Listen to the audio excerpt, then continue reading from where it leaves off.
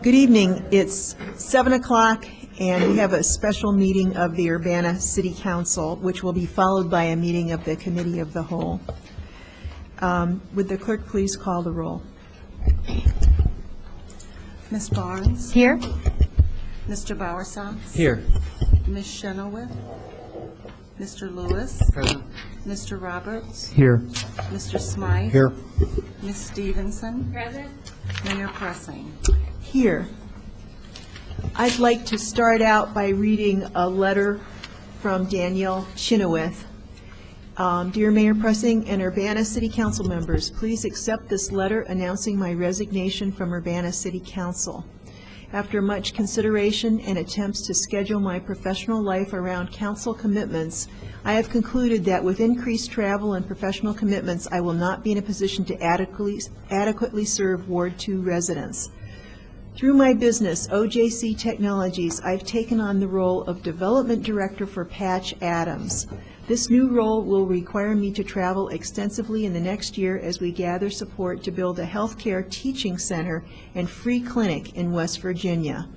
This is just one part of the growth in business we are experiencing at OJC. Other new contracts will be taking me out of the country as well. These changes involve exciting professional opportunities as well as benefits for downtown Urbana. OJC Technologies, a company of 18 staff members and growing, will be expanding into an office space in the former Busey Hall Princess Theater on Main Street. This will allow OJC to grow and for the Independent Media Center, which housed OJC for the past 3 years, to provide expanded services for artists and nonprofits in the downtown post office building it owns. I have thoroughly enjoyed working with you all and am proud of what we have accomplished together. Urbana's new public arts program, along with the Gallery Incentive Program, will support and grow the arts and culture throughout Urbana. A Citizen Review Board of Police now provides independent review of citizen complaints. Business on Philo Road is expanding and beautification efforts are underway. Our new rental registration program protects tenant safety and levels the playing field for landlords. City Hall is more diverse in terms of gender and race than it has ever been in history. The firefighters have a contract that respects their contribution to this community. Urbana is installing bike lanes and paths throughout the city. The City of Urbana has sponsored 2 affordable homes that use passive solar to reduce energy costs by up to 75% and will soon be home to an entire affordable green neighborhood that will set a new standard for energy efficiency. Urbana Public Television has grown to hundreds of members, and efforts are underway to establish a standalone public access television station where nonprofits, churches, and residents can have a local voice. We have exciting plans for Boneyard Creek developments, including a park and performance space by the creek that will greatly enhance downtown Urbana. I am also proud of accomplishments with the previous council. We expanded the library, passed a living wage ordinance, passed an anti-war resolution which we hand-delivered to Congress, and acknowledged the relationships of gay, lesbian, and non-married straight couples with our domestic partner registry. And we consistently supported the growth and proliferation of local businesses that keep our tax dollars local. Of all the changes, the one I am most proud of is the blossoming of citizen participation in government. Many council meetings are well attended because citizens see that their input has impact. I am honored and blessed to have been able to serve Urbana for the past 7 years. I thank everyone who has challenged me and supported me through these years. Although I am stepping down, I have every intention to stay in the community and continue to work to improve it, whether that be through holding a future elected position or in another role in our community. I wish you all the very best. Sincerely, Danielle Chenoweth. And I told Danielle when she mentioned this a couple of weeks ago that I was very sorry that she was thinking about leaving and thought she should really take her time in making the decision. But she can't be replaced, obviously, but we will come up with a new person for Ward 2. And I think we all should give her a hand. She's not here. Thank you, Danielle.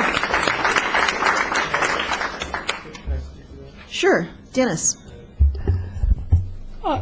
I received that email today as well. She did send it to the council members, and I was a little surprised, and a little saddened actually that she's departing from the city council. I think you all know that she's been a very proactive person and a very hard fighter for the causes that she believes in. She's an excellent legislator of ordinances and manages the business of City Council in an excellent way. She was quite a model for me to how to begin working on projects from the bottom, i.e. the grassroots, rather than the top, i.e. my brain. And she's picking to go to to do some work that is perhaps more holistic and more humanistic in a certain sense in the health field with Patch Adams. I'm sure they're going to really enjoy her at that position, and it's been an honor to work with her during this time at council. Okay, thank you. Anyone from the public who would like to address the council on any issue?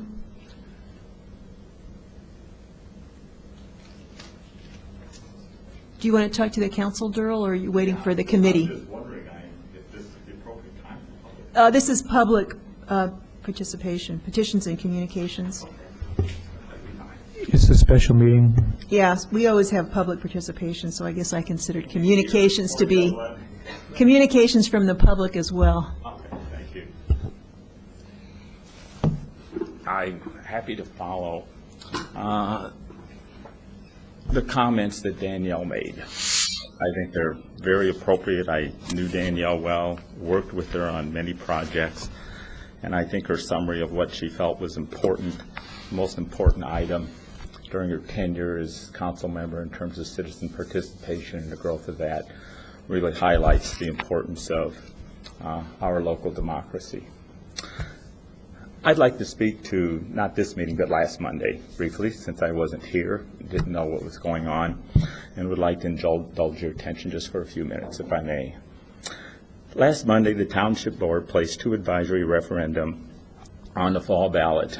Your actions reveal some troubling ironies and alarming inconsistencies when compared to the public's interest to vote on instant runoff voting. Point 1. This Township Board has never shown an interest in placing advisory referendum on the ballot before. I'm not even aware of any previous discussions by the Board to consider placing advisory referendum on the ballot until June 16th, when the Mayor requested a special Township Board meeting to do so. One must ask, why now? Why are these particular issues suddenly so pressing to the business of the Township Board? Point 2. To place a question about IRV on the ballot, we have always been told to collect signatures and to educate the public. We in fact did these things. We collected more than 1,000 signatures, which seems to be dismissed by many of you, passed out hundreds of informational pamphlets, and created a website for community education. Point 3. Yet your own actions on Monday are inconsistent with your own advice. This comes into clear focus when we examine one of your referendum, the health care referendum. It says, do you support national legislation to provide basic health care for all Americans while containing costs through the reduction of bureaucracy and while preserving the doctor-patient relationship, patient choice of doctors, and the doctor's choice of the practice settings? Talk about a complicated issue, albeit an important one. But again, no local groundswell calling for this question to appear on a ballot, not a single signature collected, no public dialogue, no investigation of the multitude of other options of how health care could be provided, and yet it appears on a ballot in a short 2-week time period. Why this issue? Why this fast? What's going on here? Point 4. Do you see the irony of your words and your actions? It appears there's one set of standards and expectations for elected officials and another for the public. One could reasonably argue that since only 766 signatures are needed to place an advisory referendum on the ballot, the 1,000 signatures of Urbana citizens collected to vote on IRV is justification alone for you to place an IRV referendum question before the community. Instead, you seem to believe some hastily written, last-minute referenda are more valid questions than the people's own expressed wish to vote on IRV. Point 5. Clearly, the actions and behavior of a few has been to prevent the voice of the community from being heard on IRV. I believe these few people do believe, as I do, that citizens would see IRV as an improvement to our current voting system, open electoral processes to others, and inspire more grassroots democracy in Urbana. They see IRV as a grave threat to their ability to control the issues and politics of Urbana. Thus, instead of a community dialogue and a vote on IRV, misinformation, misleading statements, and fear of proclamated and 3 surrogate referendum are suddenly placed on the ballot to fill up the slots. I have been explicitly told that IRV will never appear on a ballot because it is bad for the party. And, quote, why after 20 years of hard work to get control of the city council would we want to risk losing it now? End quote. I would like to read a quote from Harper's Magazine, a recent Harper's Magazine. You may get it. Our current two-party system has become a shadow constitution that makes a mockery of the founders' Republican intentions. Increasingly, it seems that the political parties themselves are among the greatest obstacles to civic renewal. When an issue of the people's interest is continually thwarted to maintain the political advantage of a few, this is not the sign of a healthy democracy. We can vote on the war in Iraq, the use of torture, the impeachment of the president, cell phone use while driving, universal health care, and even our present form of voting without any petitions, without any mandate, but not IRV. Interesting. In the days ahead, I ask that we put this gamemanship aside. Rather, let's begin to work together in a way fitting of Urbana's core democratic values and principles, and find a way to give Urbana citizens their rightful chance to vote on IRV. Thank you.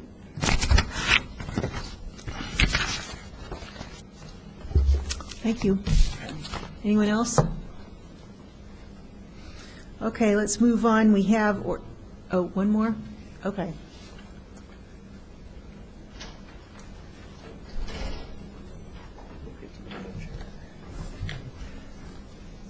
Carl Hill, 1913 Trails Drive, Urbana. Wanted to speak to you tonight on 06051, which you're going to be voting on for the Urbana Business Association. And also, I want to put in my plug for Build Urbana. Coming up again this December. I just want to let you guys know that as we have open houses almost every Sunday, every other Sunday, one of the comments we get, I would say at least 80% of the people, is they ask about the tax rebate program. So I just want to let you know that it's been a very important method of promoting Urbana, promoting housing, promoting, of course, new construction. And I want to put my 2 cents worth in to say, let's keep it going. It's been good for us. It's been good for the city. It's been good for everyone. So coming up in December, I know we'll have some more, I guess, to talk about. We'll have some ways of looking at it, see how the numbers are working. But every indication I have seen has shown that it's been good. It's for everybody, win-win situation. And listening to that letter from Danielle, Mayor, I wonder if you might want to think about whether she's going to be running for something. She wouldn't be running for mayor again, I don't think, or running for mayor, but I think she's too busy. sounds like it, but she's got quite a promotional letter there. She has done a great job, and Yeah. of course we want to thank her for all her work. As far as UBA, I think most of you know it's been a very successful organization. We have a very dynamic executive director now, and the board is feeling very good about what's happening and how things are going, and hope we have your support in every way. And that's it. Any questions? Thank you. Thank you very much. Anyone else?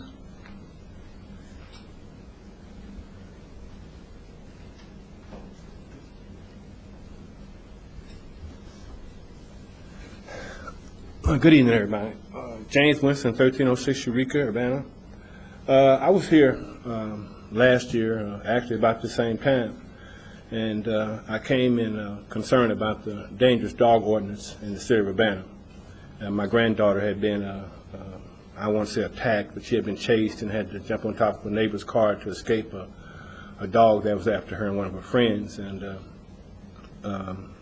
I talked briefly with the chief of police and the animal control person. She came out to my home and we had a talk about it, and I was wanting to, do what I could to help. So she came out and we talked, and she gave me a lot of education about the dangerous dog problem, especially the pit bull problem. And one of the things that really touched me is that she said that we have, in northeast Urbana, we have more pit bulls than any other sector of the city of Urbana, and maybe even the county.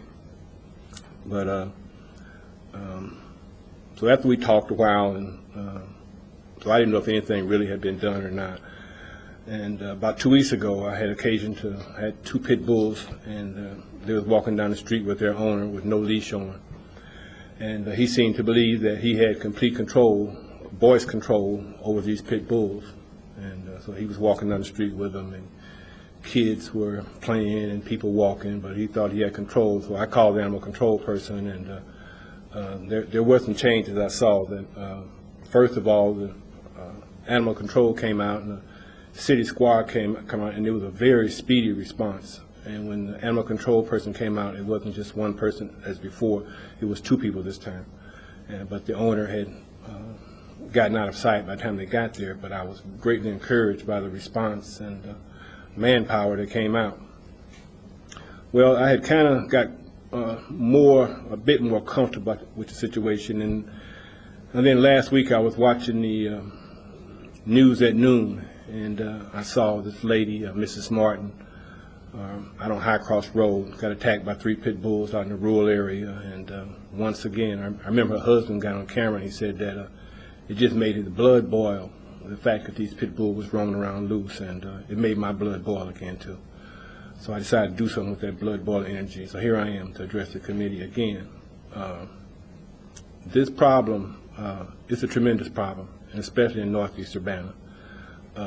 My granddaughter last year, she had a close call with a dangerous dog. This year, roughly a year later, Mrs. Martin actually gets bitten by the dogs. And I'll never forget the terror that I saw on my granddaughter's face after this incident, her and her playmates. And I'll never forget the terror I saw on Mrs. Martin's face on that camera last week. And her terror went a step further. The dogs actually bit her. And so it seems like a progression here. And what I came to do was hopefully that we can give more attention to this problem, because it's getting worse, and especially in northeast Urbana. And I'm just hoping that we can do something and prevent a death from happening again, the escalation from a year ago till today. One of the things I remember when I was here before, I remember you, Mayor, you said that that you, as a council, would take a look at what other cities are doing. And I come to see if I can get you to do some thinking about why can't the city of Urbana do something for other cities to take a look at? We got a problem. We got a problem, and the problem is terror. We're financing a war right now, the war on terror. And I'm not here to politicize or pro or con any war, but I am against terror. And there is great terror in northeast Urbana with these dogs. And we see now from the problem, it's not just northeast Urbana. There was a rural area, a lady riding a bike, 3 pit bulls in a rural area in a cornfield. And I'll never forget her saying 5 minutes of running around that bike, they still managed to bite her. She felt that she would have been dead, but a good Samaritan came by and gave aid to her. So again, once again, I'm here and I'm asking the city to, can we get together and give this problem more attention before someone gets killed. Okay, I'm sorry to hear that you're still having a problem. It seems like it's a national problem, and I think what we could do is have we'll talk to the police chief about it, but also have our neighborhood safety task force look into this. and see if there's some legislation that we could have. Pit bulls were not supposed to be out without a leash, right? So, Well, actually, I think it applies to any dog. It's not supposed to be yeah, on the leash. right. So did they get a ticket? Did the owner get a ticket? Do you know? No. There was no ticket. They never found the owner? They couldn't locate, they knew who the owner of the dogs was. I guess they had calls about him and these pit bulls before, but he had managed to get them home, and he was out of sight, so. They stayed around about an hour, and they patrolled the neighborhood, but he had went undercover, for lack of a better term. But the dogs are still there, the owner is still there, the mentality is still there. And just a matter before someone becomes the object of all that. And I don't want it to be me. I don't want it to be any of my neighbors. Brandon? Yeah, Mr. Winston, you had mentioned a dangerous dog ordinance. Is there a particular rule or law that you're aware of that could be on the books, and can you kind of describe the mechanics of that, if there is one you're thinking of? Well, when I look at the pit bull, and in particular the pit bull, because that's where most of the problem is coming from. And people say, well, you're singling out, pit bulls among animals. But the animal control person, the statistics that she gave me for City of Urbana, I mean, pit bulls are right there, number one. When there's a person attacked and hurt real bad, most of the time it's the pit bull. And one of the things that I would like to see seems to be the biggest problem with them, and I'm not trying to be humorous or anything, but it's those jaws and those teeth, She gave me some statistics about those, and one of the things that motivated me to come before is that after we had this incident with the dog before, and my 11-year-old granddaughter, her playmates, they were asking, it was like, well, Grandpa, Mr. Winston, what do we do? And I didn't know what to tell them. So I'm going to go over here and get some information. The animal control person came out, and I asked her, so what do I tell these kids? What do they do if a pit bull attack them? And she said, there's nothing I can tell you. She said, you're just about defenseless, especially a child. And any kind of aggressive action, she said, in fact, she said the wisest thing you could do is just offer no resistance. It's like to just stand still. Now, you show me a child, you show me, I'm 59 years old, and you think I got the courage to stand still while pit bulls are sniffing around me? I don't think so. So, but one of the things that I see, and I got this idea, I was out working about a month ago, and I saw this lady, and she was walking her dog, and it wasn't what I would consider a dangerous dog, but she was taking extra precautions. She had the leash, and she also had a muzzle on the dog. And I thought, that might be a safety feature that maybe we could implement, in time when people got the dog off their property, they should have a muzzle on. Now, if any kind of dog with a muzzle, I'll take my chances with it with his claws and scratching before those teeth any day. So that was one of the things. Another thing that I think is really that I think would be a big help is education. Education. There are so many people who own pit bulls, and I just don't think they really know what they have in their home. We have some people that live about 2 blocks from us, and I passed it the other night. It was about 7:30 in the evening, and 4 or 5 kids, and I would say anywhere from 4 up to maybe 11 years old. And they got this pit bull playing with him, no leash, and they just playing with him. And I just wonder, I said, do they know what they have turned their children loose out there with? I see kids, I see 10, 11-year-old kids walking a full-grown pit bull down the street with a leash on it. Now, if that pit bull decided to take off, what can that kid do? Absolutely nothing.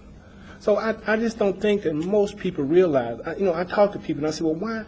You got a dog, you got a pet. I understand that. But why does it have to be a pit bull? Why can't it be a beagle?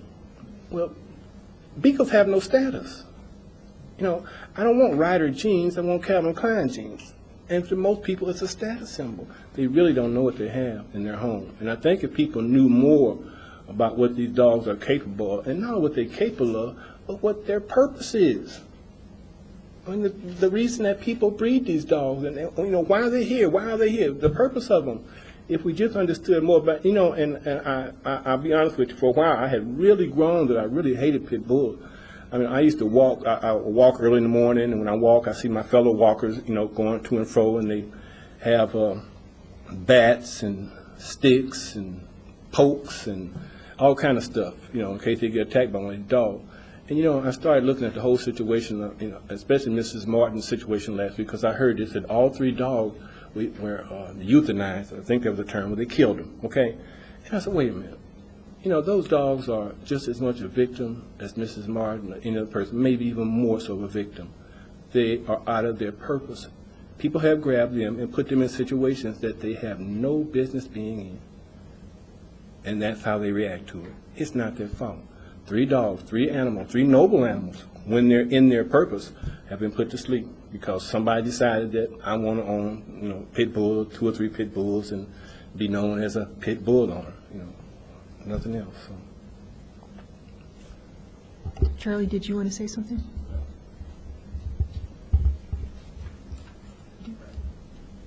Brandon already spoke.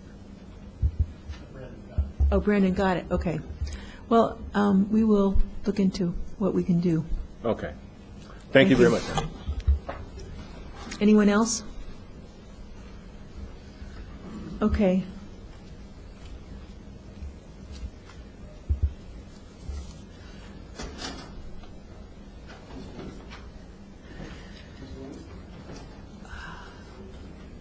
Wait, I think, wait, okay. Okay, we have an ordinance 2008-07-074, an ordinance approving modifications to the City of Urbana and Urbana-Champaign, Champaign County Home Consortium for fiscal 2007-2008 Annual Action Plan. Libby Tyler. This is the amendment that John Schneider told you about last week, and basically it's to amend our last year's annual action plan to recapture additional funds from our home consortium and allocate those to the Crystal View Townhome project. And also a second amendment would modify the Developmental Services Centers project to eliminate the addition. They were not able to get other grant funds and instead just to have their roof improvement. And the recaptured funds for Crystal View Townhomes would be just over $100,000. Any questions? Did you want to make a motion? Yeah, I was just going to make a motion that we move this Second. with approval. Okay, motion by Stevenson, seconded by Barnes. Any discussion? Would the clerk please call the roll? Ms. Barnes? Yes? Mr. Bowersox? Yes. Mr. Lewis? Yes. Mr. Roberts? Yes. Mr. Smythe? Yes. Ms. Stevenson? Yes? Okay, that motion carries. Next is appointments. I've got Public Arts Commission, Sustainability Advisory Commission, and Community Development Commission with a description of each person. I'd like to move these in omnibus fashion for approval. Okay, motion by Barnes, seconded by Smythe. Any discussion? Mr. Roberts. Just for the information of the public that might be viewing, why don't you read the names of the appointees? You don't have to read the term of appointment, but just I think it would be good to have the names out. Public Arts Commission, Ted Zernich, Robin Hall, Barbara Headland, Catherine Lamb, Michelle Plant, for terms expiring June 30th, 2010. For terms expiring June 30th, 2009. Jeffrey Bant, Robert Lewis, Sarah Ross, and Patricia Salmon.